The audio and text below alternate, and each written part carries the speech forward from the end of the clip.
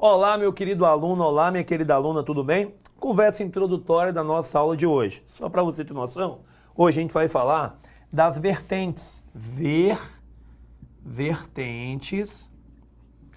Vertentes da proteção internacional dos direitos humanos. Nilton, são quantas? São 3. Então já deixo o espacinho aqui para colocar quais são as vertentes, tá ok? A gente vai ter o direito internacional dos direitos humanos, propriamente dito. Nós vamos ter o direito dos refugiados, direito internacional dos refugiados, e nós vamos ter o direito humanitário, Antes de mais nada, na conversa introdutória, eu quero que você saiba que para fazer uma boa prova da disciplina de direitos humanos, você precisa desprender-se de alguns preconceitos formulados sobre tais direitos. Muitas vezes há aquela visão, direitos humanos, baixa densidade normativa, basta ler a DUD, a Declaração Universal dos Direitos Humanos, que está tudo feito. Não. Primeiro, a você talvez já tenha sido apresentado uma visão de que direitos humanos só servem para defender bandido, só servem para defender marginal, para defender vagabundo, quando na verdade nos defendem e nós somos pessoas de bem. A prova, ela não vai ter a visão daqueles programas policialescos. Nilton, que é um programa policialesco? É uma mistura de programa policial com evento carnavalesco. A prova, ela não vai ter esta essência. Então, se você tiver essa visão, não que eu esteja dizendo que você deve pensar da maneira como eu acho que você deve pensar. Você pode pensar do jeito que quiser, mas na prova você tem que mudar de pensamento para poder responder as questões. E detalhe, aí independe da banca, porque você está estudando para a sua banca, mas eu creio que não há uma banca sequer que venha a se contrapor aos conceitos de direitos humanos, que são conceitos oriundos da doutrina, de tratados internacionais ou dos direitos fundamentais, tá ok? Nilton, então vem cá. Uma coisa que você tem que me falar. Essas vertentes, Nilton, elas se excluem, essas vertentes, elas se anulam. Exemplo, se eu estiver falando de proteção internacional dos direitos humanos, eu não posso falar de proteção internacional dos refugiados? Eu não posso falar do direito humanitário? Pode. Na verdade, elas não se anulam. Na verdade, elas se complementam. Então, aqui eu já tenho que lhe adiantar algo que veremos no futuro. Eu tenho que lhe adiantar duas características. Quais são as características? Uma, a historicidade. Nilton, nenhuma dessas vertentes surgiu de uma hora para outra. Pelo contrário, elas são fruto de um longo processo histórico. Então, vou colocar aqui algo parecido com uma setinha, tipo aquelas linhas do tempo, para falar que elas são fruto de um longo processo histórico, que vão desde as origens do cristianismo até os tratados mais recentes que protegem grupos específicos, como, por exemplo, pessoas com deficiência, mulheres, pessoas que são frutos de discriminação por conta da raça, cor da pele, origem étnica, nacional, descendência. Então, hoje em dia, nós temos alguns tratados internacionais que ainda agregam mais proteção àqueles que necessitam do amparo desses direitos humanos, tá ok? Então, um não exclui o outro, independente de quem veio primeiro, tá ok? Número 2, você vai ter também que entender um pouquinho que, além da historicidade, nós estaremos lidando com uma outra característicazinha aqui, que é a complementaridade. Complementariedade. Newton, eu sou muito esperto, eu sou muito esperta. E eu já notei que você está falando de complementar. Como é que eu comecei a falar sobre isso? Dizendo que um direito não vai excluir o outro. Ele vai se agregar ao outro, podendo o mesmo indivíduo ser protegido pelos três. Exemplo, tem um rapazinho aqui, se encaixa na condição de refugiado, é protegido pelo direito internacional dos refugiados, cujo marco é a Convenção do ano de 1951. Mas ele também é protegido pelo simples fato de ser humano, pelos direitos humanos, cujo marco é a Declaração Universal de 1948. Mas já a gente vai falar um pouquinho mais de onde brota essa declaração. Mas se esse indivíduo que é refugiado numa zona de conflito armado, também vai poder ser protegido pelo direito internacional humanitário. Portanto, eu tenho aqui direitos de caráter mais específico e um direito de caráter mais abrangente que pode englobar indivíduos que estejam nessas situações específicas. Newton, e aqui eu tenho o quê? As Conferências de Genebra, entre 1864 e 1949, e são essas conferências que eu apresento para vocês aí no seu material. Newton, pera ainda. Por favor, são quantas conferências de Genebra? Sem contar com os protocolos, que são 3, eu lhe dei aí 4 conferências. Então, Newton, vamos colocar 64, 1906, 1929 e 49. 64, 6, 29 e 49. Vamos botar aqui? Vamos botar aqui. Está no seu material, mas não custa nada, né? Por conta da nossa memória visual. A gente tem 1800 e... É bom dar um espacinho para colocar o 64, né, Newton? Por favor, sua anta.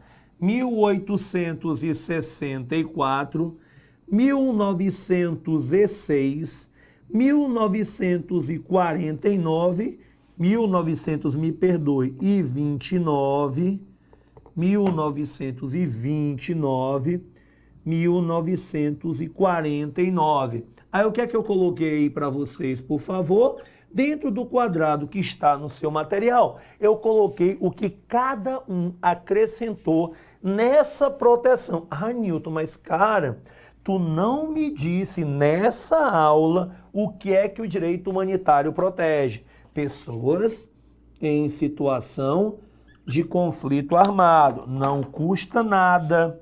Eu sei que você já sabe, mas lembre que esse conflito aqui ele pode ser de pelo menos 3 formas, que eu vou chamar assim, de conflito interno, de conflito internacional,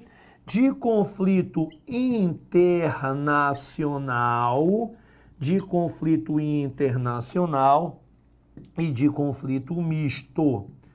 Certo? Quando a guerra ocorre dentro de um país com elementos deste país, quando uma guerra ocorre entre estados-nação, entre países, quando uma guerra ocorre dentro de um determinado território, mas com interferência de outros. Newton, agora que entendo o que é que esse direito ampara, então vamos lá para as Convenções de Genebra de 64 a 1949, no seu material. A primeira cria o quê? A Cruz Vermelha. Criação da Cruz Vermelha. Newton, então vai ser a partir daqui que eu vou ter uma instituição capaz de ter uma espécie de salvo-conduto em uma situação de conflito para cuidar dos feridos. Exatamente, eis que eu lhe apresento a Cruz Vermelha. A segunda Convenção de Genebra, ela vai falar mais especificamente do que está ligado às forças navais. Então, vai falar da situação de guerra. Opa, vamos afastar um pouquinho mais desse N para não parecer uma palavra só. Vai falar um pouquinho mais da situação das forças navais. ou seja, vou chamar deste grupo específico envolvido no conflito. E tem as outras duas. Aí são bem legais, porque vai falar da questão dos prisioneiros de guerra. Prisioneiros de guerra, eita, Newton. E a de 1949, a de civis no conflito. Civis no conflito. Newton, por que eu preciso disso, Newton? É para tentar tornar menos animalesco esse grande karma da humanidade que é a guerra. Newton, pera ainda, vamos pegar as duas últimas aqui, certo? Imagine você que eu estou numa situação de conflito. Eu tenho, sei lá, um país X, eu vivo em um país Y, e o país X, através da força das armas, está invadindo o meu território. Eu estou num clima de total tensão, faço parte das Forças Armadas de meu país, tento defender o meu território, mas além disso ali vivem minha mãe, minha esposa, meus filhos, caso eu tivesse. Então você imagina aí quando eu pego um filho de uma égua desse que está tentando invadir meu território. Aí eu digo assim, não vamos prender não. Vamos fazer com que ele sofra, porque todo o sofrimento psicológico e possivelmente físico que ele me causou, ele vai pagar até agora. É justiça? Não, é vingança. Ah, Newton, mas tem que ser assim mesmo. Lembra da conversa introdutória. Seu pensamento fica para outro momento. Agora a gente vai trabalhar como trabalha o pensamento das bancas. Então, eu tenho que ter cuidado para que ao invés de um prisioneiro de guerra, eu não tenho um tratamento arbitrário, injusto e cruel com aquele que neste exato momento eu estou vendo como inimigo. E também tenho que ter um cuidado todo especial para que eu não cometa aquilo que já foi cometido durante muito tempo. Atrocidades com a população, mesmo não envolta no conflito, mas que está presente no território onde o conflito existe. Como, por exemplo, são vários os relatos de invasões de soldados a determinadas localidades, onde as mulheres são estupradas, onde as crianças são levadas para campos de trabalhos forçados. Então, a gente tem que ter pelo menos o mínimo de regra nisso que nós chamamos de barbárie. Então, para você, pessoal, que não vai ler as convenções de Genebra, elas estão aqui somente para você entender um pouquinho da historicidade e um pouquinho da complementariedade e principalmente de pontos específicos disso que nós chamamos de direito humanitário. Basta que notem que eu estabeleço aqui, não vou dizer melhorias, mas correções na barbárie para que eu possa garantir o mínimo de dignidade em situações de conflito. E detalhe, né? Os protocolos, o de 77, trata de vítimas de guerra em conflitos internacionais, o outro de 77 trata de vítimas de guerra em conflitos não internacionais, e eu tenho outro que vai falar de um adicional da Cruz Vermelha, tá ok? Então, tá aí no quadrozinho do seu material, tudo explicadinho, tudo direitinho. Agora, minha grande aposta para as provas, ela vai girar em torno de quê? No seu material, não sei se você se tocou, mas logo abaixo de direito humanitário, eu falo de direito dos refugiados. E eu lhe dou um conceito. E detalhe, esse conceito é extraído daqui, do pacto, do tratado internacional que versa sobre refugiados. Tem que ter um cuidado todo especial. Nós temos um órgão para cuidar da questão dos refugiados. Newton, como é o nome do órgão? Não sei se dá para eu colocar bem aqui, mas eu vou puxar. Ó. Vou fazer aqui uma estrelinha. Refugiados. Vou trazer bem para cá e vou lhe dar um nome que você não pode esquecer, tá bom? Não esqueça desse nome. Então eu tenho o quê? Eu tenho Acnur. Eu tenho o Alto Comissariado das Nações Unidas para Refugiados. Alto Comissariado das Nações Unidas para Refugiados. Esse é o órgão responsável em instância maior por lidar com aquele assunto que para uns é um problema, para outros é uma obrigação a ajuda que deve ser dada a eles. Newton, me dá um conceito de refugiado. Lhe dar não, já lhe dei. Está no seu material. Para o direito internacional, o conceito de refugiado, tirado do Tratado de 1951, tem. Corresponde àqueles que, por receio bem fundamentado, contundente ameaça de perseguição por razões de raça, religião, opinião política ou grupo social. Então, peraí, Newton, para falar de refugiado, eu tenho que falar de indivíduos que são perseguidos por raça, já eu falo um pouquinho sobre isso, religião, opinião política ou grupo nacional. Grupo nacional. Pera ainda, Newton. Então eu tenho que ter muito cuidado para não usar a expressão incorreta no canto que eu não devo. Voltando. O que é que o cara está tendo aqui? Receio bem fundamentado de contundente ameaça de perseguição por razões de raça, religião, opinião política ou grupo social. Espera ainda. Então, de vez em quando, o que é que a prova pode fazer?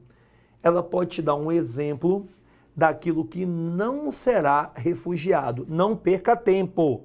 Não perca tempo. Você, na hora, já sabe o que deve marcar. Se falar de raça, religião, opinião política ou grupo nacional, a gente está falando de refugiado.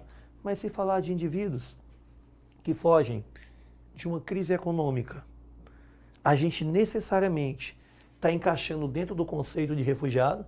Então, temos um cuidado com isso. É um caso aí que recentemente envolveu os venezuelanos. No início dessa fuga de venezuelanos por conta de questões econômicas na Venezuela, eles não se encaixavam dentro do critério de refugiados. Detalhe, você vai ver que outros documentos que não somente o de 51 falam da questão do refugiado, né? Nós temos documentos de caráter internacional que já pincelam a situação, mas esse é o de caráter mais específico, né? É o de caráter mais específico. Newton, me diz uma coisa, tem um complemento pelo que você colocou aqui da Convenção de 1951. É um protocolo de 1967. Newton, por qual motivo você me diz que hoje em dia eu tenho que ter um cuidado todo especial com refugiados? Porque assim, pessoal, a prova de direitos humanos, me perdoem, ela não foge muito do que está na mídia, não. Muitas vezes, principalmente nessa parte do assunto, que é a parte mais teórica sobre os direitos humanos, a gente não está analisando aqui um pacto internacional, a gente não está analisando aqui uma convenção sobre determinado assunto, não. Está falando do âmbito geral e lhe dando aqui as vertentes de proteção. Então, muitas vezes, o que está muito incisivamente sendo mostrado nos meios de comunicação pode ser o assunto trabalhado aí na sua prova, tá ok? Então, vamos lá. Direitos humanos agora. Aqui é a amplitude, né? São os direitos humanos. Aqui a gente vai ter uma visão de caráter mais justpositivista. Aí, com relação a esses direitos humanos, a gente tem todo um cenário, que é um cenário que envolve o quê? 1948, a própria DUDE, a Declaração Universal dos Direitos Humanos. Detalhe, deixa eu lhe falar uma coisinha. A DUDE, ela emana da Assembleia Geral da ONU, beleza? Da Assembleia Geral da ONU, Organização das Nações Unidas, criada em 1945 e que tem, aí eu citei para você aí, alguns dos principais órgãos da ONU, tá ok? Alguns dos principais órgãos da ONU, mas, acima de tudo, né, eu quero que você saiba que dentro da ONU tem um órgão que ele é mais representativo, que é a Assembleia Geral, e a DUDE, ela brota dessa Assembleia Geral de número 3, ano 1948, da Organização das Nações Unidas. Mas antes de falar, assim, dessa Organização das Nações Unidas, ou pelo menos do contexto em que ela foi criada, que a gente vai analisar futuramente aí em algumas aulas a Carta das Nações Unidas, eu quero que você saiba de uma coisa. Você ainda não conhece, mas eu vou adiantar. A DUD, ela trata especificamente de 2 tipos de direito.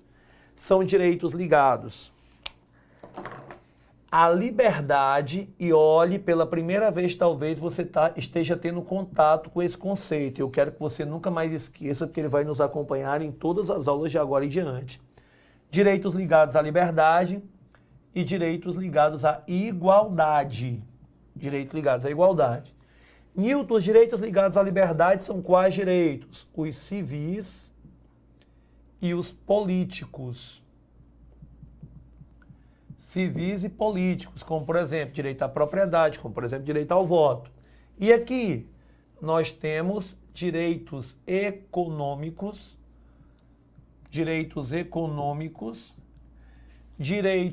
sociais e direitos culturais, econômicos, sociais e culturais, tá ok? Newton, só para saber, não vou nem colocar na lousa para você não confundir sua cabecinha agora, porque não é o tema da nossa aula de agora, certo? Mas os direitos de liberdade são direitos que nós chamamos de primeira geração. Os direitos de igualdade são direitos que nós chamamos de segunda geração. Então, primeira geração, segunda geração, tá ok?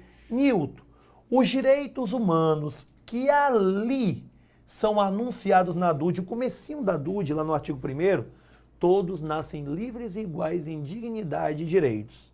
O fundamento é a dignidade da pessoa humana, e dentro da DUD ele fala de todos. Então, quando ele fala de todos, ele vai afirmar que esses direitos humanos aqui, eles são universais. São universais. É por isso que a proteção internacional dos direitos humanos, ela vai se tornar mais abrangente do que da proteção aos refugiados, que aí já não fala de todos, fala de pessoas que têm perseguição por conta disso e não podem ou não querem ficar em seu país por conta do medo, né, de alguma coisa que possa levá-lo à morte. E o direito humanitário, que trata de pessoas em conflito. Então, aqui tem que estar na situação de conflito. Aqui tem que estar no conceito de refugiado. Aqui é todo e qualquer ser humano. Lembra da conversa introdutória? Não é direito que protege vagabundo. Protege você também. Pelo contrário, olha o que eu falei. A DUD fala de direitos civis, como, por exemplo, a propriedade. Tá aí. Meu querido, você está estudando para passar no concurso, para poder adquirir tudo aquilo que você sempre sonhou, né? Acima de tudo, sua estabilidade, mas ter uma grana para poder comprar os seus bens. Aí você compra aquele carro que deu um duro danado, que estudou tanto para passar no concurso, está trabalhando e vai lá e compra o carro. Ele é seu, é o seu direito de propriedade. Quem afirma isso? Os direitos humanos. Tá vendo como não é só para proteger vagabundo? Tá vendo como não é só para proteger marginal? Agora eu entendo que com o passar do tempo, o cidadão de bem, ele passa a não ver amparo no Estado, e o cidadão de mal, vamos usar essa expressão, ele é talvez agraciado pela impunidade. Aí isso gera essa inversão de valores dentro da nossa cabecinha, que passa a entender os direitos humanos como sendo fruto dos conceitos criados pelos programas que no começo da aula eu batizei de policialescos. Mas, gente, presta atenção. Essas aqui são as 3 vertentes de proteção aos direitos humanos. Não cai em prova, despenca. Quando o assunto é teoria geral dos direitos humanos, tem sempre uma questãozinha que fala sobre isso. Então, por favor, não esqueça. Espero que tenha feito bom proveito da explicação, mas agora o mais importante. Treino duro, jogo fácil. Vamos exercitar, tá ok? Acerca das 3 grandes vertentes jurídicas da proteção internacional da pessoa humana, direitos humanos, direito humanitário e direito dos refugiados, existem convergências e divergências nesse sentido. Item A. A visão compartimentalizada dessas três grandes vertentes encontra-se definitivamente implantada na atualidade. Olha o termo, compartimentalizada. Dá uma ideia de que cada um está no seu compartimento? Dá uma ideia de que elas não se complementam, que cada um fica no seu quadrado? Pois é esse termo que deixa o item A incorreto, tá ok? B. A prática contemporânea deixa de admitir a aplicação simultânea de normas de proteção internacional dos direitos humanos, do direito internacional dos refugiados e do direito internacional humanitário. Vem para mim. Quando eu expliquei, eu botei um símbolo de adição entre direitos humanos, direito dos refugiados e direito humanitário, porque eles se complementam. Eles podem, para o mesmo indivíduo, atuar os três ao mesmo tempo, portanto, deixar de admitir faz com que o item se torne incorreto. C. O processo de gradual distanciamento e divergência do direito humanitário com a proteção internacional dos direitos humanos, para de ler. Divergir, ir em caminhos opostos. Aqui não, eles convergem, já que eles podem proteger o mesmo indivíduo ou grupo. Portanto, o item C está incorreto. D. O Estado na proteção internacional de pessoas humanas em tempo de paz está isento em seus deveres jurídicos de tomar medidas positivas. Mentira. Quer dizer que em tempo de paz o Estado está isento de lhe dar educação, ele está isento de lhe garantir saúde. O item D está falso por conta dessa tal isenção por parte do Estado. Item E. O reconhecimento, inclusive judicial, do alcance e da dimensão amplos das obrigações convencionais de proteção internacional da pessoa humana assegura a continuidade do processo de expansão dos direitos humanos, ou seja, do direito de proteção. Ou seja, quando na nossa Constituição a gente fala que vai nas relações internacionais, né, dar um ênfase todo especial na prevalência dos direitos humanos, a gente reconhece que esses direitos humanos, eles são necessários, que esses direitos humanos, eles devem ser protegidos. É por isso que quando ele fala que o reconhecimento, inclusive judicial, do alcance e da dimensão amplos das obrigações convencionais de proteção internacional da pessoa humana, asseguram a continuidade do processo. Eu falei, existem tratados que ainda hoje versam sobre novos pontos a respeito dos direitos humanos. Ele garante uma expansão desses direitos. Portanto, o item E está correto. Tá ok? Próxima questão. Considerando a sua evolução histórica, bem como o sistema internacional de proteção dos direitos humanos, assinale a alternativa correta. Item A. No sistema processual de proteção dos direitos humanos, as pessoas físicas são titulares de direito perante os órgãos de supervisão internacional, mas carecem de capacidade processual nesse sistema. Mentira. Você vai ver que em muitos pactos o indivíduo ele pode peticionar, em muitos pactos o indivíduo pode pleitear a proteção aos seus direitos humanos. Item B. No campo dos direitos humanos, desde a Declaração Universal de 48, verifica-se a coexistência de diversos instrumentos de proteção, estabelecendo regras de efeitos e conteúdo essencialmente formais. Mentira. Conteúdos essencialmente formais, mas também de caráter material. No que tange a proteção dos direitos humanos, vale também o que é material. Forma o que está escrito, material o que versa a respeito do assunto, portanto, o item B está falso. C.